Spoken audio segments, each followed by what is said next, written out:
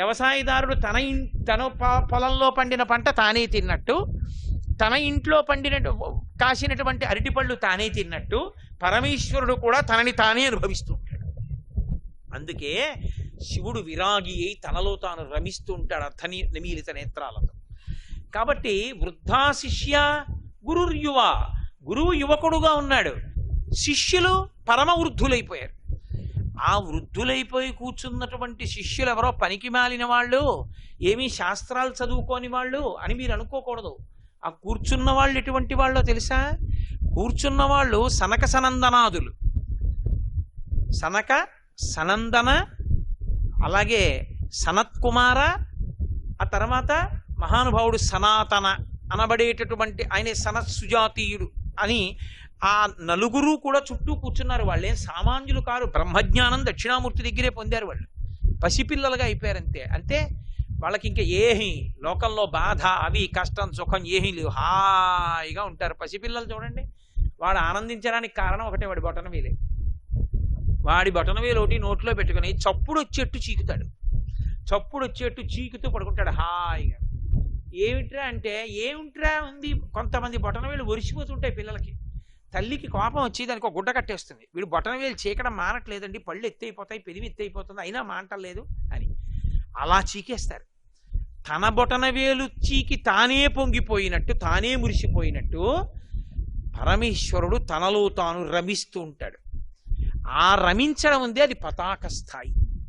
వీళ్ళు ఇంకా స్థాయికి వెళ్ళలేదు, అందుకని కూర్చున్నారు. కూర్చున్నప్పుడు ఎలా కూర్చున్నారు? పరమేశ్వరుడి దగ్గర భక్తుడు ఎలా కూర్చుంటాడో గురువు దగ్గర శిష్యులు అలా కూర్చోకూడదు. గురువు గారు ఇలా కూర్చున్నారనుకోండి, శిష్యుడు ఇలా కూర్చోకూడదు, అభిముఖంగా కూర్చోవాలి గురువు గారికి. కూర్చుంటే గురువుగారు మాట అంటారు, సహనా వబతు సహనౌ భునక్తు సహజి అని. ఒరే నాయన, నా మనసు నీకు అర్థం అవ్వాలి, నీ హృదయం నాకు అర్థం అవ్వాలి, నీ చెప్తినది నీకు అర్థం అవ్వాలి, నీవేది పొందాలనుకుంటున్నావో నీకు అర్థమయ్యేట్టు కిందకి దిగొచ్చి మాట్లాడే శక్తి నాకు కలగాలి. సహ వీర్యం కరవావహై తేజస్వినావధీతమస్తు మా విద్విషావహై అంటాడు. అందుకని లేకపోతే గురువు స్థాయిలో మాట్లాడి వెళ్ళిపోతున్నాడు అనుకోండి, కూర్చున్న వాళ్ళకి ఏమర్థం అవుతుంది? ఏమర్థం అవదు. గురువు గారి త్యాగం అంటే ఏంటంటే అంత కఠినమైన విషయాన్ని అంత తేలికగా అందించడానికి అంత కిందకు వచ్చేయాలి. శిష్యుడు ఏ స్థాయిలో ఉన్నాడో అంత కిందకి గురువు గారు రావాలి. ఆయనకి అవసరమేం లేదు, ఆయనకేం తెలియక కాదు అలా చెప్పాలని ఏం కాదు, అవతలవాడి కోసం దిగిపోతాడు కిందకి. ఈ దిగిపోవడం ఎంత దిగాలంటే అవతలవాడికి అర్థమయ్యేంత వరకు దిగాలి. అలా దిగడం నాకు రావాలి. నీ దిగడానికి ప్రయోజనం నువ్వు దిగడం కాదు, నువ్వెక్కడం, నువ్వెక్కాలి. ఉరే ఇది మన ఇద్దరి మధ్య సిద్ధించాలి. అది సహనా వవతౌ సహనౌ భునక్తు సహ వీర్యం కరవావహై తేజస్వినావధీతమస్తు మా విద్విషావహై అని ప్రార్థన చేసి కూర్చుంటారు గురు శిష్యులు. అందుకు గురువు గారికి అభిముఖంగా శిష్యుడు కూర్చోవాలి. అంతేకాని గురువు గారు ఒక పక్కన కూర్చుంటే శిష్యుడు ఒక పక్కన కూర్చున్నాడు అనుకోండి, గురువు గారి ముఖాన్ని చూసే అవకాశం ఉండదు. ఎదురుగుండా కూర్చుని వినవలసిన సభలు కొన్ని ఉంటాయి, పక్కకి కూర్చోవలసిన సభలు కొన్ని ఉంటాయి. పక్కకి కూర్చోవలసిన సభలో ఎదురుగుండా కూర్చోకూడదు. గురువు గారికి ఎప్పుడూ కూడా ఓ పక్క కూర్చుని వినకూడదు, అభిముఖంగా కూర్చుని వినాలి. రాజసభ నడుస్తోంది అనుకోండి, ఎదురుగుండా కూర్చోకూడదు. పరిపాలనాంశ కలిగినటువంటి వాడికి ఎదురుగుండా కూర్చోకూడదు. ఎందుకని?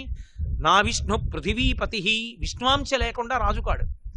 రాజు విష్ణువు కాబట్టి విష్ణువుకి అభిముఖంగా ఉండకూడదు, పక్కకు ఉండాలి. అందుకే పూర్వసభలో మహారాజు ఇలా కూర్చుంటే కుడి చేతి వైపు మంత్రి సేనాని ఉంటే ఇటు ఇటు కూర్చునేవారు తప్ప రాజుకి ఎదురుగుండా కూర్చునేవారు కాదు. ఒకవేళ ఏదైనా రాజుగారికి చెప్పి వెళ్ళవలసి వస్తే వెనక్కి నడవాలి తప్ప రాజుకి పృష్ఠభాగం చూపించకూడదు. రాజుని ఈశ్వరుడిగా చూసేవారు. అది సభా గౌరవం అంటే, సభా మర్యాద అంటే అలా ఉండేది. సభా మర్యాద తెలియని వాళ్ళని సభలోకి రానివ్వకూడదు. వాళ్ళకి ఆ సభలో ప్రవేశించడానికి యోగ్యత ఉన్నదా లేదా అది చూసి ప్రవేశపెట్టాలి. ఇవాళ లోకంలో అన్నిటికన్నా చాలా చవకబారు సభ ఏదంటే ఆధ్యాత్మిక సభ. అందరూ ఆహ్వానితులే అని రాస్తారు. ఎందుకు అందరూ ఆహ్వానితులు? ప్రతి పనికి మాలిన వాడు ఎందుకు అక్కడికి? ఇంట్లో ఏమీ కాలక్షేపం లేదు కాబట్టి పిల్లల్ని తీసుకొచ్చి అక్కడ కూర్చుని సెల్ ఫోన్లు నొక్కి ఇవ్వడానికే. అందుకు కాదు ఆధ్యాత్మిక సభలో. నువ్వేమైనా తెలుసుకుంటే, తెలుసుకోవడానికి ఉత్సాహం ఉంటే వచ్చి కూర్చోడానికి. అందరూ ఆహ్వానితులు కారు, జిజ్ఞాసువులే ఆహ్వానితులు. ఎవరు ఏమనుకున్నా అంతే. అందుకని ఎవరు అర్హులో వాళ్ళ కోసమే, మంది కోసం చెప్పరు ఆధ్యాత్మిక సభలో. తరించాలన్న తాపత్రయం ఉన్న ఒక్కడు చాలు. అందుకే భాగవతాన్నంతటినీ ఒక్క పరీక్షిత్తు కోసమే చెప్పాడు శుకుడు, భగవద్గీతనంతటినీ ఒక్క అర్జునుడి కోసమే చెప్పాడు కృష్ణ పరమాత్మ, ఆదిత్య హృదయాన్నంతటినీ ఒక్క రాముడి కోసమే చెప్పాడు అగస్త్యుడు. తప్ప ఎంతమంది వస్తారండి దాన్ని బట్టి చెప్తానని అడిగాడంటే అసలు వాడు కూర్చుని చెప్పే అధికారం లేదని గుర్తు.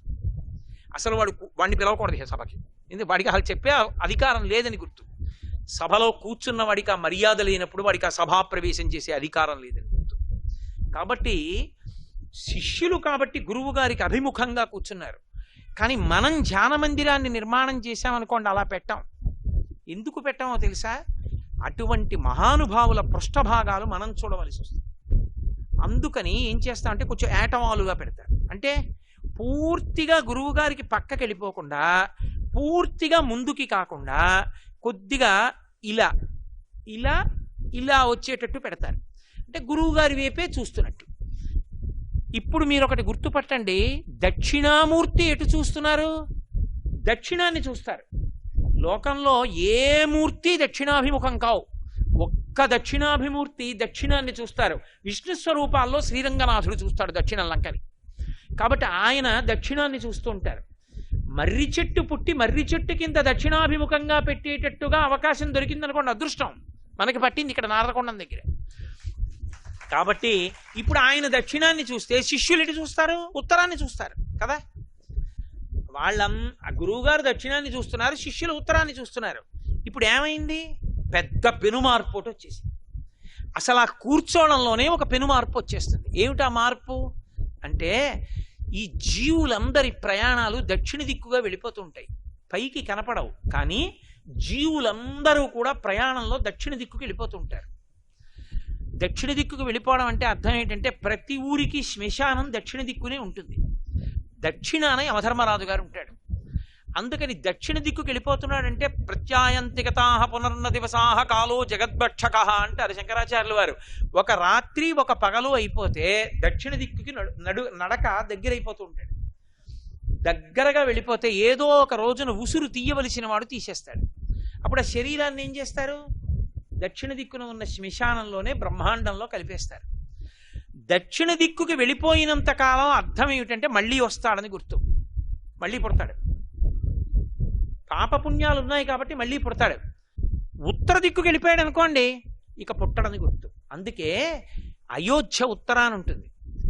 పుష్పక విమానాన్ని రావణాసురుడు తెస్తే ఉత్తరాన్ని నుంచి దక్షిణానికి తీసుకొస్తాడంటే భోగాలను అనుభవిస్తాడని గుర్తు. భగవద్జ్ఞానాన్ని సముపార్జన చేయడు.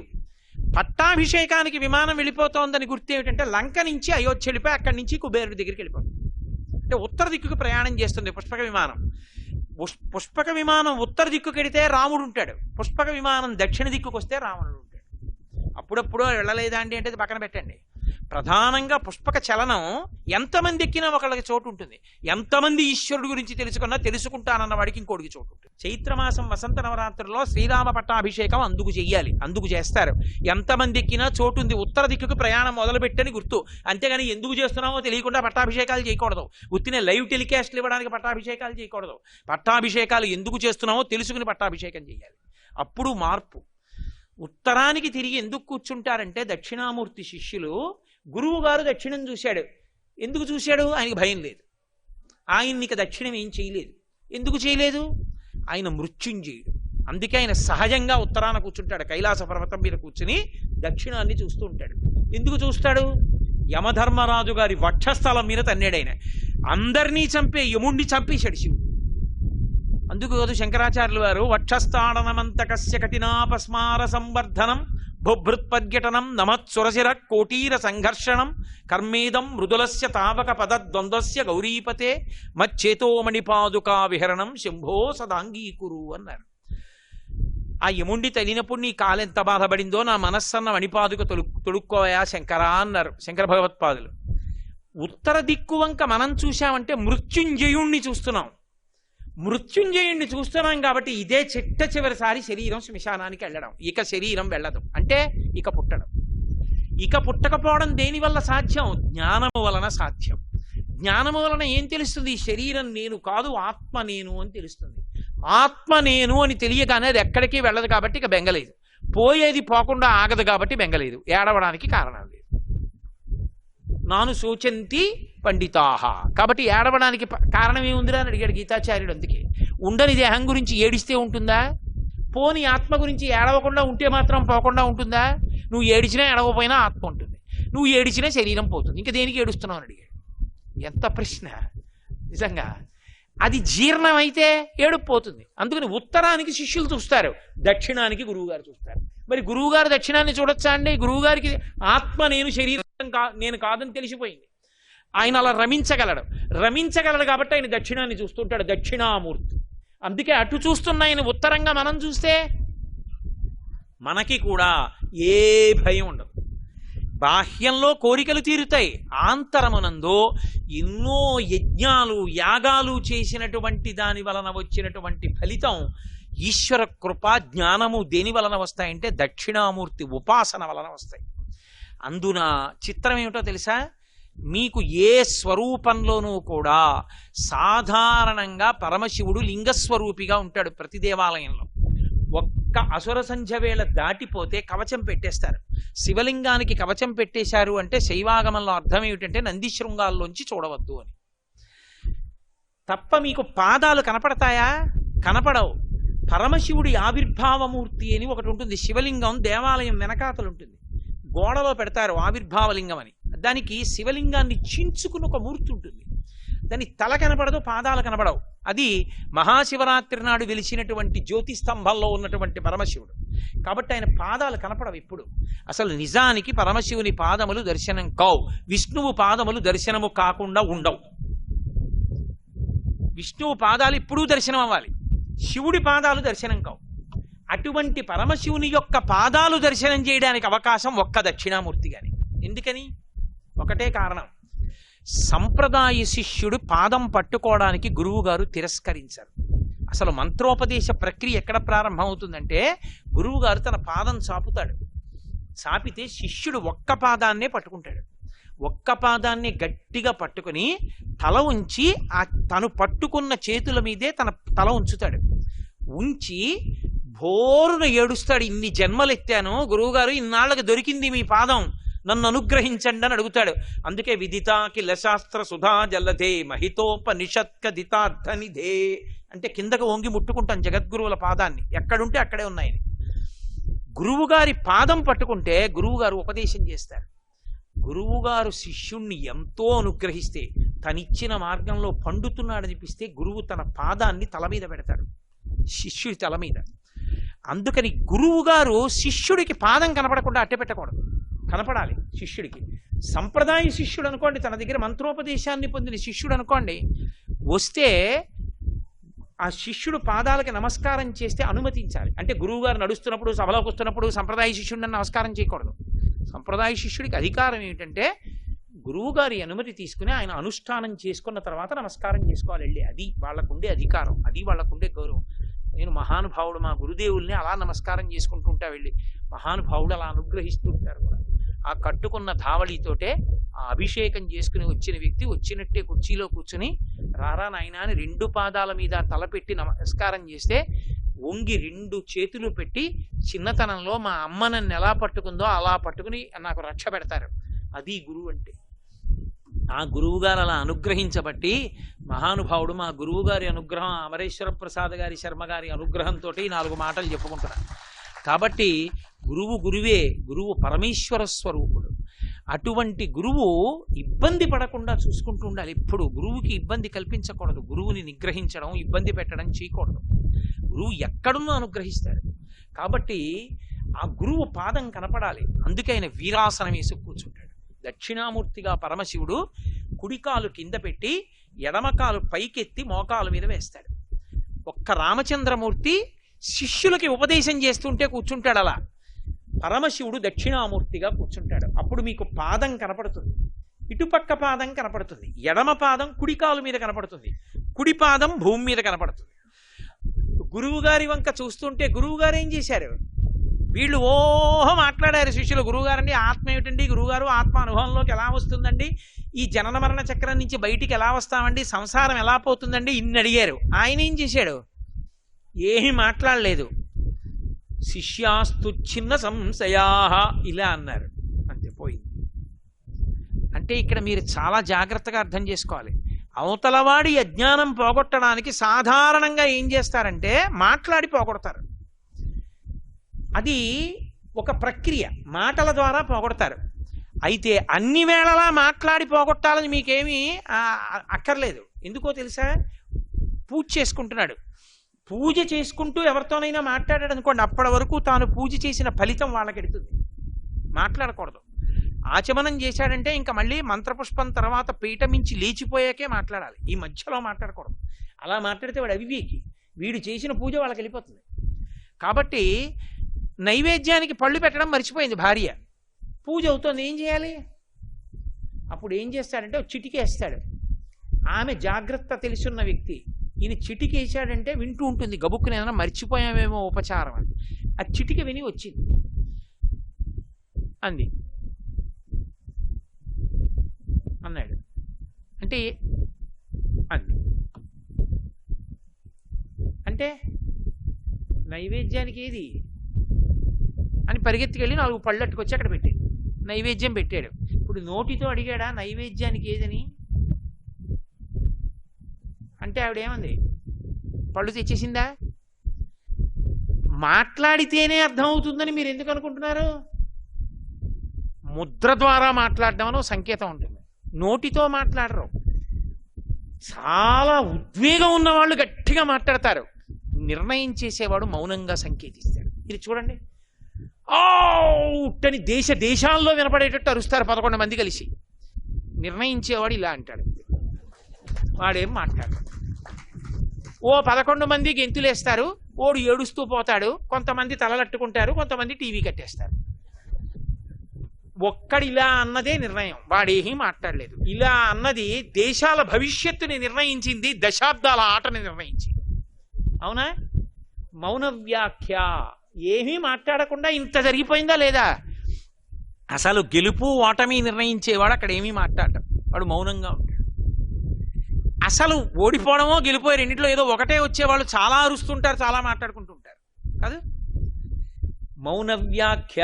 అందుకని చిత్రంబట తరోర్మూలే వృద్ధా శిష్య గురుర్యువా గురోస్తు మౌనం వ్యాఖ్యానం అంటే మాట్లాడలేదని కాదు దాని అర్థం. మాట్లాడకుండా అవతల వాడికి సంశయం ఎలా తీరుస్తాడండి అంటే వీడికి అర్థం కాలేదు అసలు దాని గురించి అని. అది చిత్రం. ఆయన సంకేత భాష చేత మాట్లాడాడు అని అంటే అది ఒక రకమైనటువంటి, ఇప్పుడు మీకు బాగా అర్థం అవ్వాలంటే నేను మాట వాడాలి, బాడీ లాంగ్వేజ్ అనవలసి ఉంటుందేమో కాదు. ఇప్పుడు ఇక్కడ మాట్లాడుతున్నారు అనుకోండి, ఉపన్యాసంలో ఎదురుకుండా కూర్చుని అన్నాను అనుకోండి, అంటే దాని అర్థం మాట్లాడొద్దానేనా?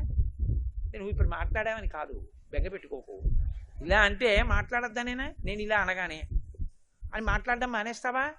అలాగే ఆయన మౌనంగా ఇలా పట్టాడు, వాళ్ళకి తెలిసిపోయింది. ఒక శివరాత్రి నాడు ఇది జరిగింది యథార్థంగా. భగవాన్ రమణ మహర్షిని దక్షిణామూర్తి స్తోత్రం చెప్పండి, వ్యాఖ్యానం చెప్పండి అని అడిగేవారు. ఆయన మాట్లాడేవారు కాదు. చాలా కాలం అయిపోయిన తర్వాత మహాశివరాత్రి నాడు ఆయన విరూపాక్ష గుహలో కూర్చున్నారు. రాత్రి 10 అయింది. చాలామంది వెళ్ళారు. అయ్యా మిమ్మల్ని ఎప్పటి నుంచో అడుగుతున్నాం, మా అందరికీ ఒక్కసారి మీరు దక్షిణామూర్తి స్తోత్ర వ్యాఖ్యానం చెప్పండి అన్నారు. ఆయన పద్మాసనం వేసుకుని ఇలా పట్టి కూర్చున్నారు. ఏమైందో తెలియదు వాళ్ళకి. సూర్యోదయం అవుతుండగా వాళ్ళందరూ లేచన్నారు, మాకు అర్థమైపోయింది స్తోత్రం. దక్షిణామూర్తి తర్వాత ఈ దేశంలో మళ్ళీ అలా రచించిన వారు శంకరాచార్యులు వారు. దక్షిణామూర్తి స్తోత్రాన్ని ముద్రతోటే మాట్లాడకుండా వ్యాఖ్యానం చేసి తన చుట్టూ ఉన్న వాళ్ళకి అర్థమయ్యేట్టు చేసిన వారు రమణ భగవాన్. తాను అనుభవించారు కాబట్టి తాను అలా చెప్పారు, ముద్ర పట్టి చెప్పేశారు. ఇలా దీన్ని చిన్ముద్ర, జ్ఞానముద్ర అంటారు. అందుకని గురోస్తు మౌనం వ్యాఖ్యానం శిష్యాస్తు చిన్న సంశయా, శిష్యుల యొక్క అనుమానాలన్నీ తీరిపోయి అంతే. ఆ ఒక్కటే కాదు, నేపాల్ నుంచి వచ్చి భారతదేశ భాష ఒక్కటి రాని వ్యక్తి రమణ మహర్షి దగ్గరికి వెళ్ళాడు. బోలెడని అడగాలండి అని అడిగాడు. నవ్వారు అందరూ. ఎలా అడుగుతావు, నీకు భాషలు రావు కదా అని. ఎలా అయినా చెప్పుకుంటానన్నాడు. వచ్చారు రమణ మహర్షి, సోఫాలో పడుకున్నారు. ఈయన వెళ్ళి ఇలా కూర్చున్నాడు, పుస్తకం తీశాడు అడుగుదామని. ఇలా ప్రశ్న చదివి ఇలా చూశాడు, అర్థమైపోయింది. ప్రశ్న చదివి ఇలా చూశాడు, అర్థమైపోయింది. అన్ని మౌనంగా చదువుకుని ఇలా చూసేవాడు, అర్థమైపోయేది. బయటికి వచ్చి అన్నిటికీ వ్యాఖ్యానం చెప్పాడు, నేపాలీ భాషలో తర్జుమా చేశారు. ఎలా అర్థమయ్యాయి అన్నారు. ఆయన నవ్వుతూ చూశారు, నాకు అర్థమయ్యాయి. ఆయన మౌనంగా లేరు, ఆయన కళ్ళతోటే వ్యాఖ్యానం చేశారు. సాధ్యం మహాత్ములకు, ఆ స్థాయికి వెళ్ళిన వారికి సాధ్యం. అందుకే గురోస్తు మౌనం వ్యాఖ్యానం శిష్యాస్తు చిన్న సంశయా. ఇప్పటికీ నువ్వు కూడా పొందగలవు ఒక్క దక్షిణామూర్తి దగ్గర. అందుకే కూర్చుంటారు, నిలబడి వెళ్ళిపోకూడదు. ఆయన కూర్చున్నాడు ప్రశాంతంగా, నువ్వు నిలబడి వెళ్ళిపోతే నీ కర్మ. నిన్ను ఎవడేం చేస్తాడు? కుడి పాదం ఇలా ముందుకి చాపుతారు. ఇంకా యోగ శక్తితో ఉన్నాడని గుర్తేమిటో తెలుసా?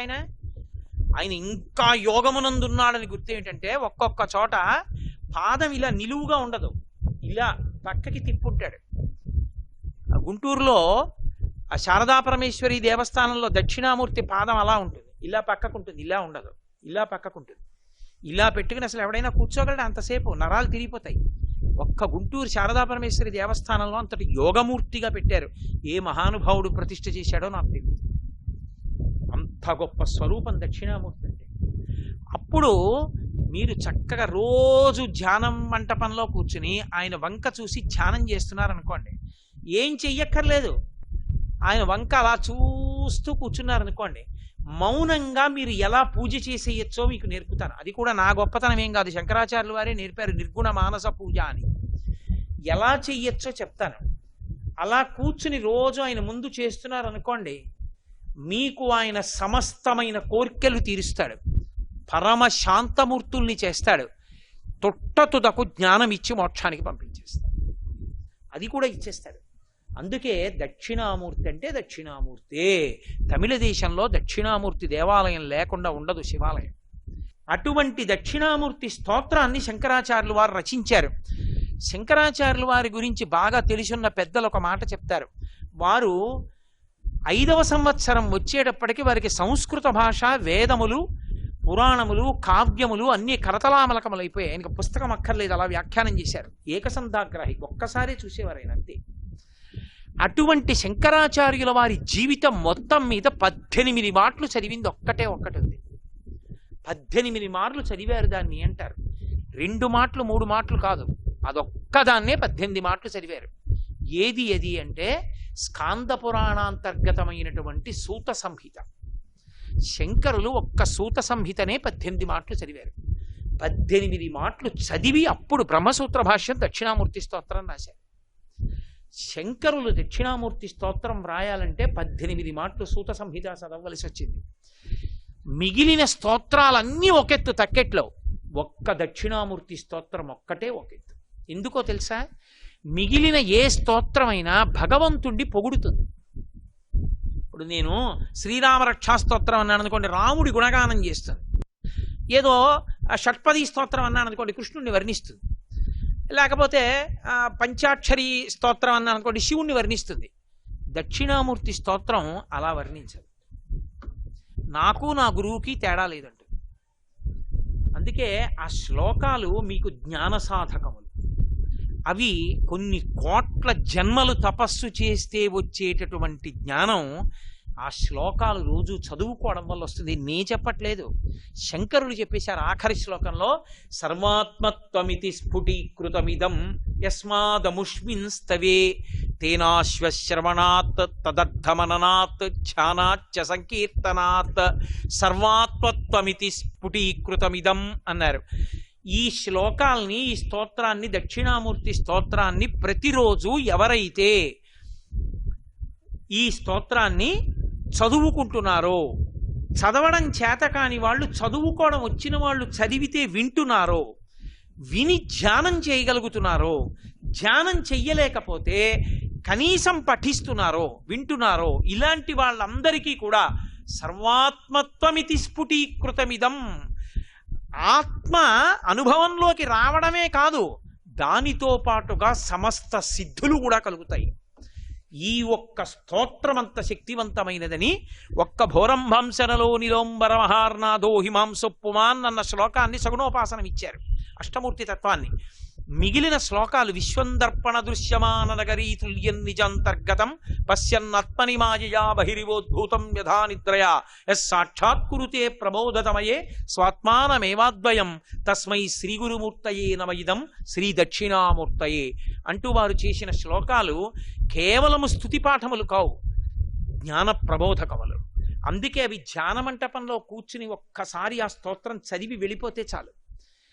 దక్షిణామూర్తి యొక్క పరిపూర్ణానుగ్రహం కలిగి కొన్ని కోట్ల జన్మలెత్తవలసిన వాడు, నన్ను నమ్మండి, నాకు శంకరులు ప్రమాణం, నేను నా సొంత మాట చెప్పట్లేదు, ఈ జన్మలోనే ఆఖరి ఊపిరిలో జ్ఞానం కలిగి పరమేశ్వరుని యందు ఐక్యమైపోతాడు, సందేహం లేదు.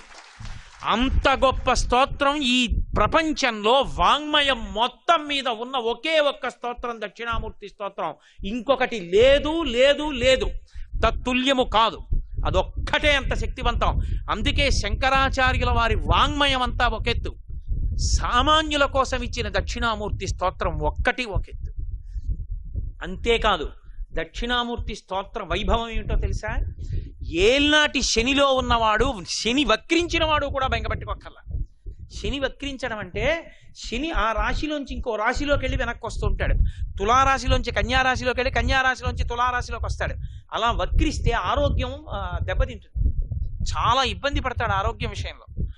శని వక్రించిన వాళ్ళు, అష్టమ శనిలో ఉన్నవాళ్ళు, అర్ధాష్టమ శని వాళ్ళు, ఏలినాటి శని వాళ్ళు ఎవరైనా సరే శంకరాచార్యుల వారు హామీ ఇచ్చేశారు. దేన్ని ఆధారం చేసుకున్నా తెలుసా? జ్యోతిష శాస్త్ర పరిజ్ఞానం శంకరులకు అంత దిట్ట, వారికి తెలియని శాస్త్రం లేదు. వారు అపర శంకరులు. కాలడి శంకరుడు, కామకోటి శంకరుడు, కాలడి శంకరుడు, శృంగేరి శంకరుడు. శ్రీ ఉమామహేశ్వర పర బ్రహ్మార్పణమస్తు. స్వస్తి.